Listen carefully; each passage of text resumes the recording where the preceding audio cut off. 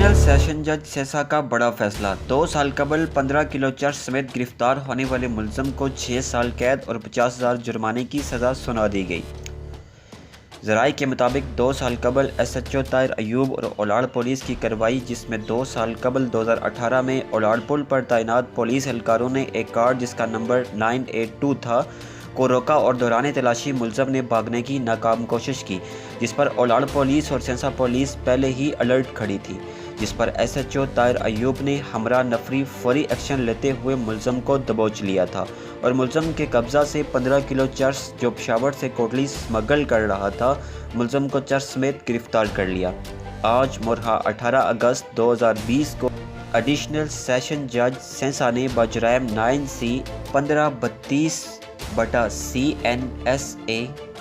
عنوانی سرکار بنام شاہزور ولد رب نواز میں استحاثہ نے اپنا کیس بخلاف ملزم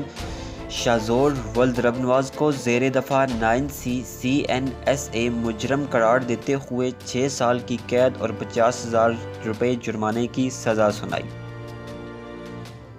ملزم شاہزور ولد رب نواز قوم سدن، جس کا تعلق ڈاک خانہ خاص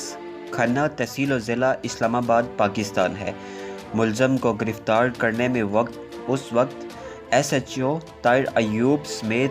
خصوصی ٹیم، جس میں مقصود سبحانی، اسنین خان صفدر، گلفراز، رجا احمد اور DFC رزاق شامل تھے۔